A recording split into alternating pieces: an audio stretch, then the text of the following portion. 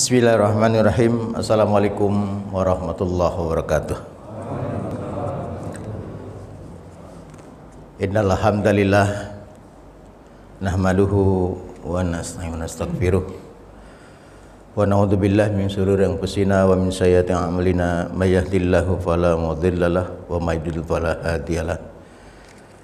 Asyhadu an la ilaha illallah wahdahu la syarikalah wa asyhadu anna Muhammadan abduhu wa rasuluhu la nabiyya ba'da.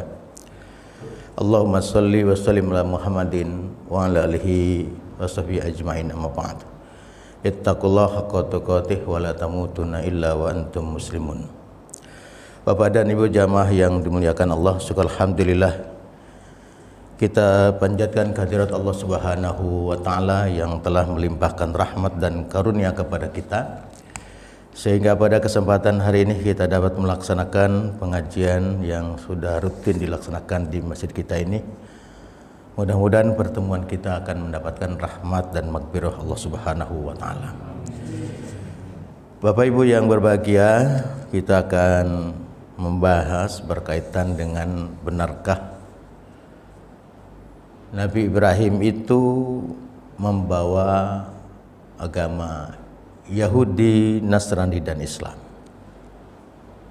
Karena ada sebagian kalangan Muslim beranggapan bahwa Nabi Ibrahim membawa 3 agama, Yahudi, Nasrani, dan Islam. Nah, tentunya ini perlu kita jelaskan. Pertama, kita akan kutipkan surat Al-Baqarah ayat 132. Surat Al-Baqarah ayat 132, Allah berfirman, A'udzubillahi minasyaitonirrajim. Wa wassa biha Ibrahim banihi wa Yaqub ya baniya innallaha astafa lakumuddin fala tamutunna illa wa antum muslimun. Nah, ayat ini bahwa Nabi Ibrahim berwasiat, berpesan kepada anak-anaknya. Tentu kita mengetahui anaknya adalah ada Ismail, ada Ishak, begitu juga cucunya yang bernama Yaqub. Nah, Yaqub inilah yang dikenal dengan nama Israel. Nah, apa yang diwasiatkan oleh Nabi Ibrahim dan oleh Israel, oleh Yaqub kepada anak dan keturunannya, peganglah agama ini dan jangan kalian mati kecuali dalam memeluk agama Islam. Jadi sekira sudah terang benderang ayat ini menjelaskan bahwa Nabi Ibrahim maupun Israel atau Yakub itu hanya berwasiat kepada anak dan keturunan, peganglah agama ini dan jangan kalian mati kecuali dalam memeluk Islam. Berarti pandangan yang mengatakan Ibrahim membawa agama Yahudi, Nasrani, dan Islam keliru. Yang benar hanya mewasiatkan al-Islam.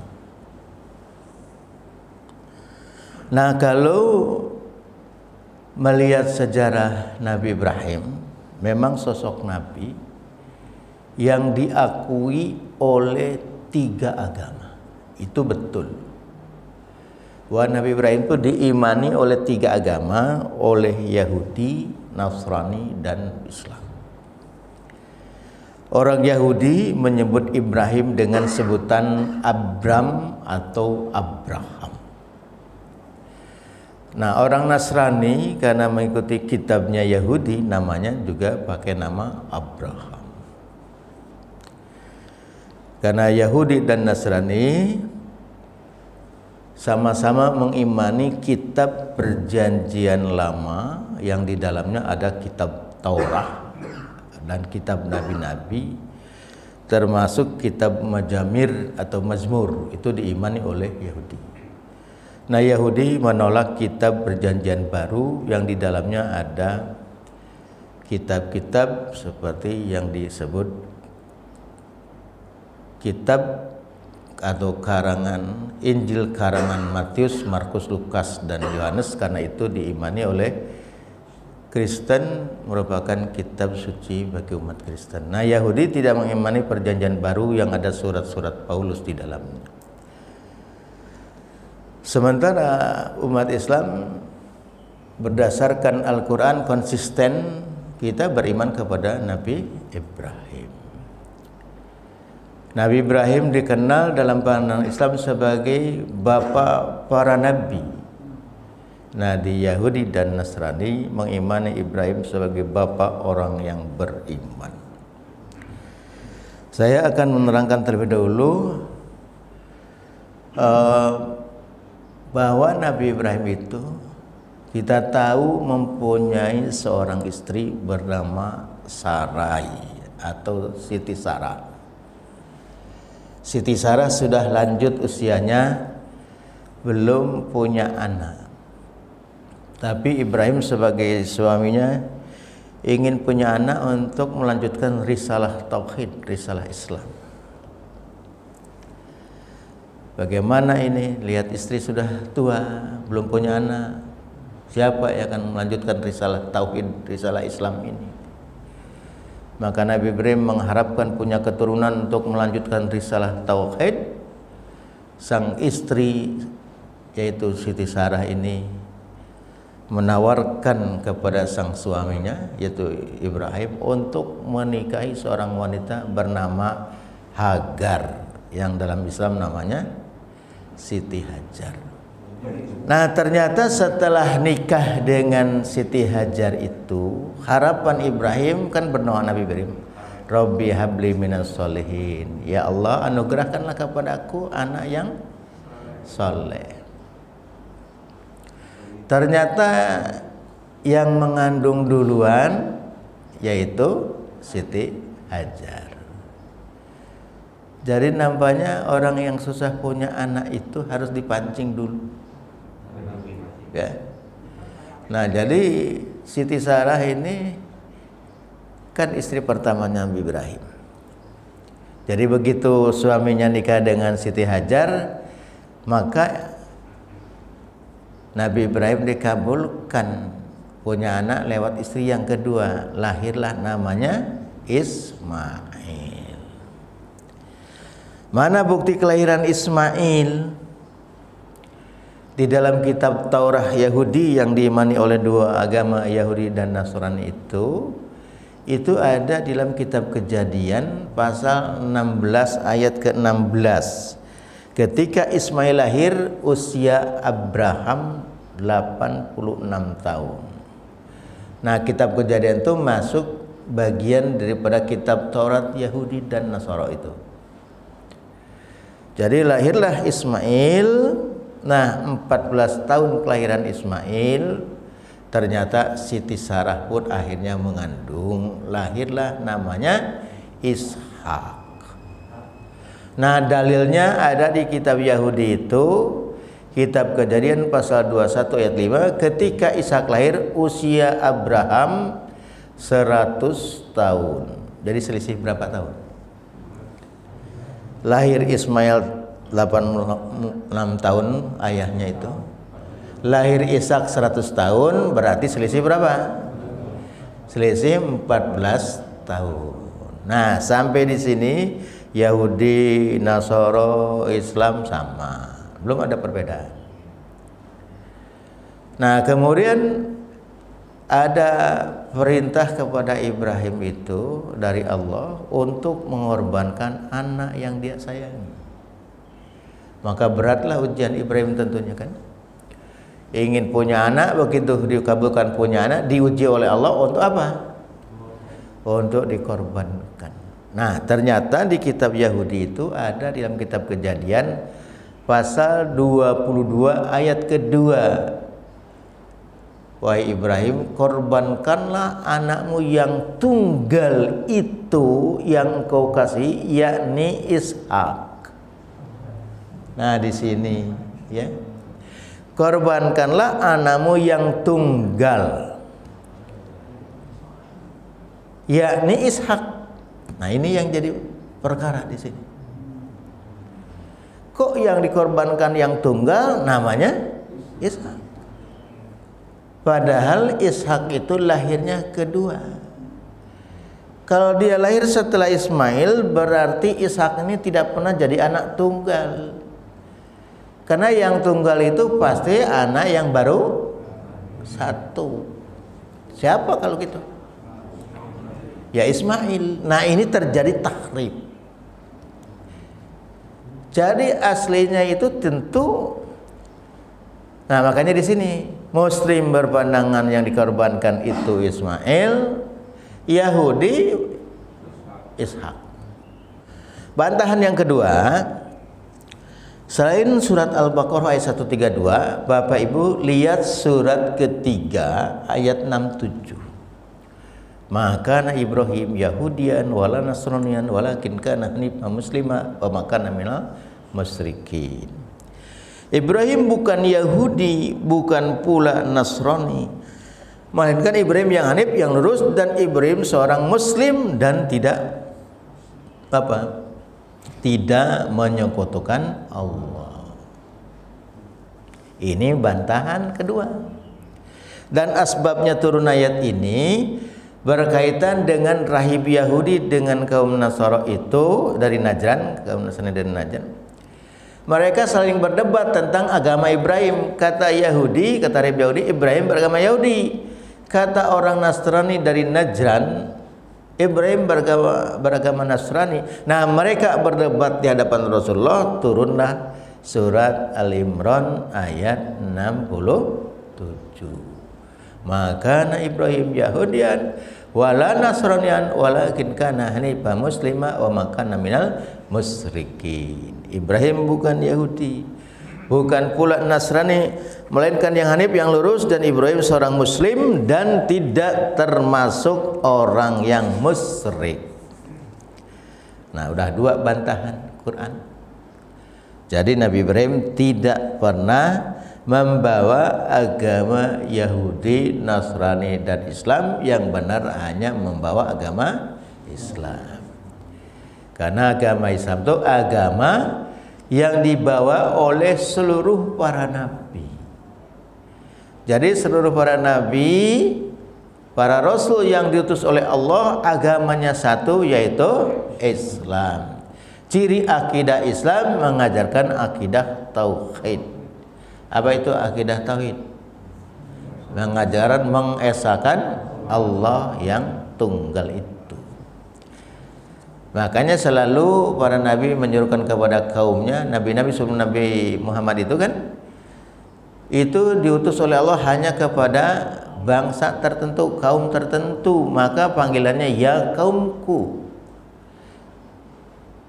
Jadi ya kaumku. Kalau Nabi Isa diutus kepada Bani Israel, ya Bani Israel, wahai keturunan Israel, keturunan Yakub. Itulah Nabi Isa diutus oleh Allah. Nah Nabi Muhammad, nah ada seruannya di Quran tuh, wahai orang-orang Arab. Yang ada apa? Ya ayuhan nas, wahai manusia. Berarti seluruh manusia diseru oleh seruan Rasulullah SAW, karena Rasulullah diutus untuk seluruh umat manusia. Maka dijelaskan, wa ma arsalnaka illa rahmatan lil alamin. Tidaklah aku utus engkau wahai Muhammad melainkan untuk rahmat bagi semesta alam. Nah Nabi Isa menyerukan, ya Bani Israel, u'budullah rabbi wa rabbakum. Sembahlah Allah Tuhan saya dan Tuhan kalian. Itu yang diserukan oleh Nabi Isa. Makanya Nabi Isa itu tidak pernah, wahai Bani Israel, sembahlah aku, akulah Tuhan kalian. Tidak begitu. Tapi kata Isa apa? U'budullah, sembahlah Allah. Siapa Allah itu? Rabbi, Tuhanku, wa rabbukum atau wa rabbakum, dan Tuhan kalian. Nah itu yang dituturkan oleh Nabi Isa. Tapi seruan di awalnya ya Bani Israel. Nah kemudian Nabi Muhammad SAW diperintahkan oleh Allah untuk mengikuti millata Ibrahim, millah Ibrahim. Apa saja millah Ibrahim? Kurban, hitan, ya, Ibadah haji ini juga bagian daripada milah Nabi Ibrahim. Coba nanti lihat lagi ayatnya untuk yang berkaitan perjanjian Allah kepada Nabi Ibrahim bahwa Allah akan menjadikan Ibrahim itu pemimpin. Lihat di surat 2 ayat 124 ya. Wa idzibtala Ibrahima rabbuhu bikalimatin fatamahunna qala inni ja'iluka lin-nasi imama qala wa min dzurriyyati qala la yanalu akhdudz zalimin. Dan ingatlah ketika Ibrahim diuji Tuhannya dengan beberapa kalimat, yaitu kalimat perintah dan larangan, dan Ibrahim menunaikannya. Lalu Allah berjanji, aku akan menjadikan kamu pemimpin. Jadi pemimpin itu harus diuji dulu, Pak. Jadi Allah berjanji kepada Ibrahim akan dijadikan pemimpin setelah Nabi Ibrahim apa? Diuji oleh Allah.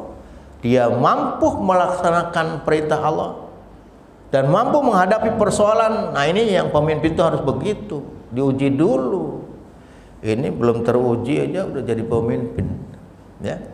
Nah, setelah diuji oleh Allah kepada Ibrahim, ternyata apa? Allah janji, aku akan menjadikan kamu pemimpin bagi manusia. Tapi Nabi Ibrahim berkata, ya Allah, mohon juga keturunanku juga jadikan pemimpin. Allah menjawab, janjiku ini hanya kepada keturunan kamu yang tidak zalim. Jadi yang jadikan pemimpin itu orang yang bukan yang zalim. Bani Israel itu yang tadi diantaranya juga ada yang melanggar, ya, yang kafir juga ada, keturunan dari Nabi Yakub itu. Maka Allah melaknat kepada orang-orang kafir dari Bani Israel, termasuk menolak kepada ajaran yang dibawa oleh para nabinya sendiri. Mana ditolaknya? Contohnya Bapak Ibu, orang Yahudi itu memfitnah nabi-nabi. Di antaranya Nabi Daud juga difitnah, Nabi Lut difitnah. Nabi Lut itu sampai digambarkan berzina dengan anak kandungnya sendiri. Nabi Daud juga difitnah lagi oleh orang Yahudi berzina dengan Batseba, istri anak buahnya.